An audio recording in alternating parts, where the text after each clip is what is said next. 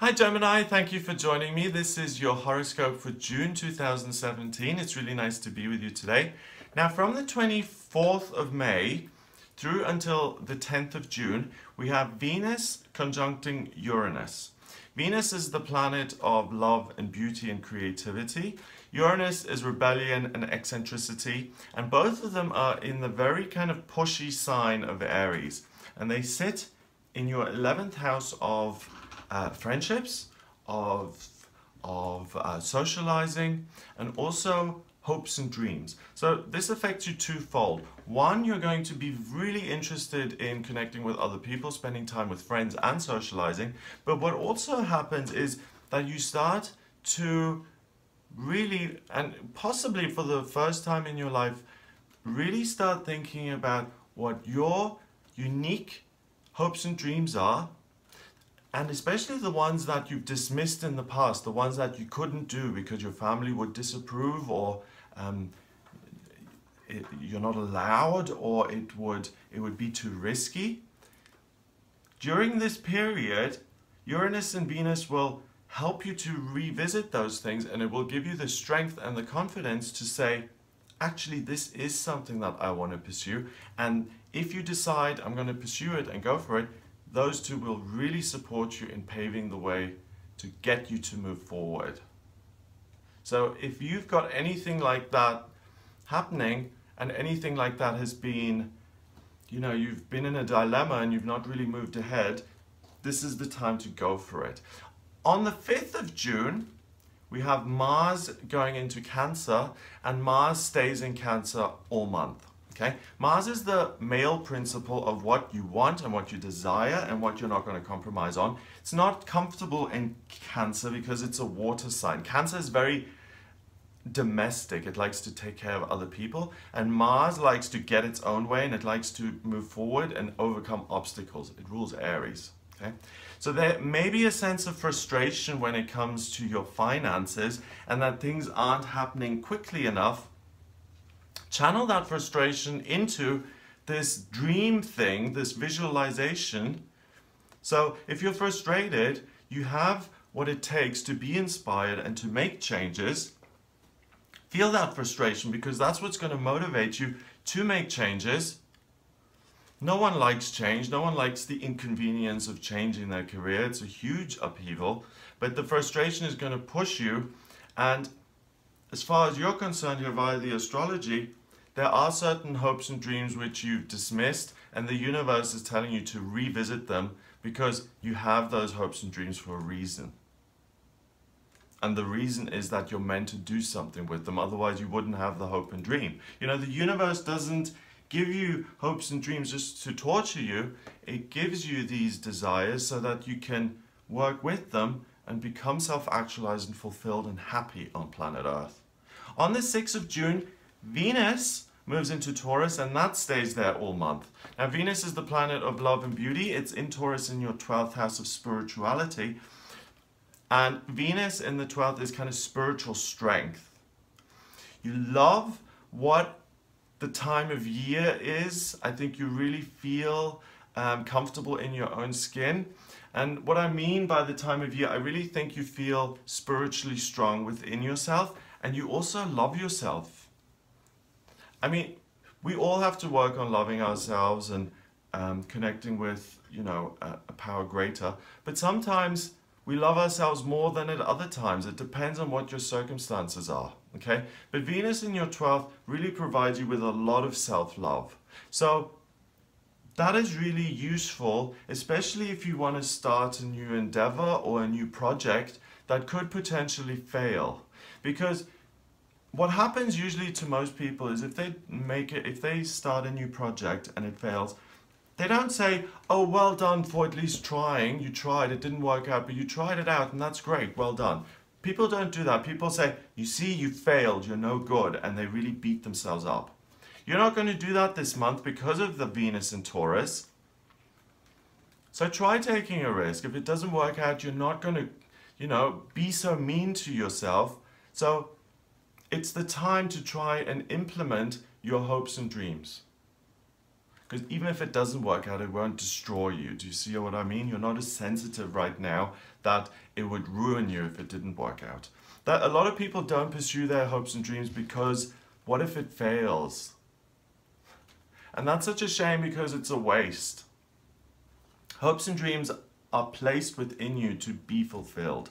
From the 7th of June until the 21st of June, Mercury, your chart ruler, moves into your sign of Gemini. Hooray, in your first house. So this is really, really excellent news. Now this 2-week period, Mercury is the communication planet, it's ideas, okay? And in Gemini, you feel very comfortable in your own skin and you're very able to communicate with yourself. What's also sitting in your first house is the midheaven, which is work, the transiting midheaven, and the transiting sun, Gemini, because it is your birthday. So they're all sitting there in the first house. And what that means is that this frustration and this thinking about what my hopes and dreams are that you had at the beginning of the month, now from the 7th until the 21st, you're able to see that very clearly, you're able to organize it, and you're able to take action to implement those things.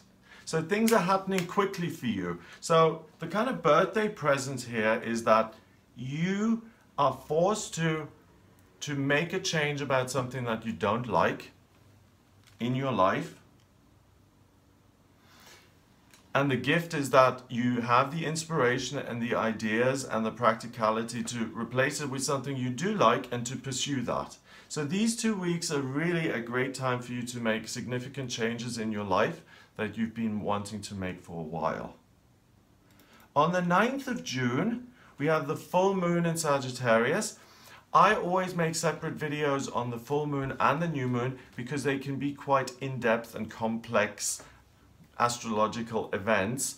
But very briefly, for you Gemini, this full moon will happen in your 7th house of relationships, and it's a full moon in Sagittarius, so it's about growth and expansion.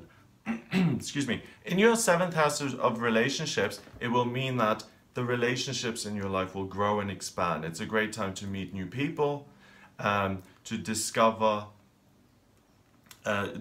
different tribes, to connect with people who you wouldn't usually connect with. And during this full moon period, it's important that you are out and about and socializing and exposing yourself to other people, because you'll get a lot of ideas coming in via other people as well. You are very much focused on communicating and you're curious. So the messages and all of this clarity that you seem to be getting this month, yes, comes from this ability to dream and to tune into the self, but other people are also going to be instrumental, and they're going to say things to you which will inspire you, especially around this full moon period.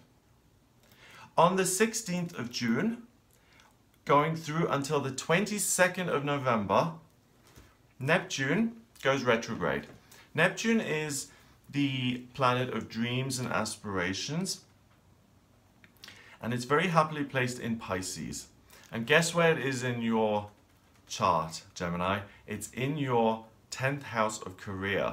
So again, it's reevaluating, it's dreaming about what could I do in terms of my career? What could I change? What are my hopes and dreams?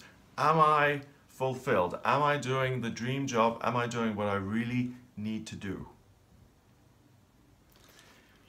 Neptune is kind of passive because it receives information. It's about listening. It's about receiving things from the universe and being guided.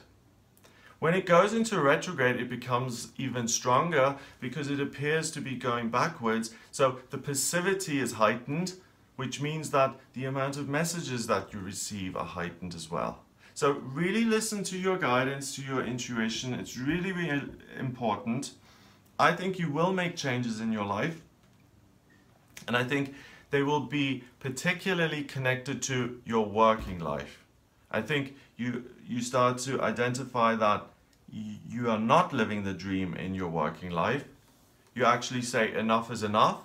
I'm going to take a risk. I am brave. I'm going to pursue what I want to do, and whether it works or not, I'm going to pursue it because it has to be done. This is the time to live my purpose, you know, and whether it fails or not doesn't matter, because you're taking the action, you're being honest with yourself, and with the way the astrology is supporting you, you're not going to fail anyway. So really have faith in that, trust that you can take a risk, that you can make changes, and then pursue those and try and implement them. Neptune in retrograde really provides you with a lot of guidance. It's like the Ace of Swords in the Tarot. It's ongoing inspiration. Also on the 16th of June through until the 5th of July, we have Mars beginning to trine that Neptune. And Mars is in your second house. Remember, it's causing that frustration with your existing work, with the way you're making money. It connects with Neptune and it will say, the dreams that Neptune is delivering, Mars will then immediately say, okay, you got the list, let's go, let's implement it. So make sure that the inspirations that come in this month via your working life, that you write them down and that you don't dismiss them, because you're really being inspired. The universe is saying to all the Geminis who are stuck in unhappy working situations, the universe is saying, hey guys, in June, we're giving you the opportunity to make changes. We're going to give you lots of options and inspire you. So don't throw that away. Write them down. Process of elimination. See how you feel about things. And if you aren't happy, then this is the time to make changes.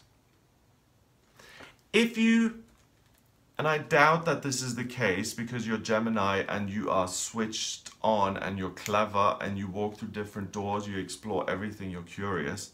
But if you don't feel like you can access your own inner guidance for whatever reason, that's what personal readings are for.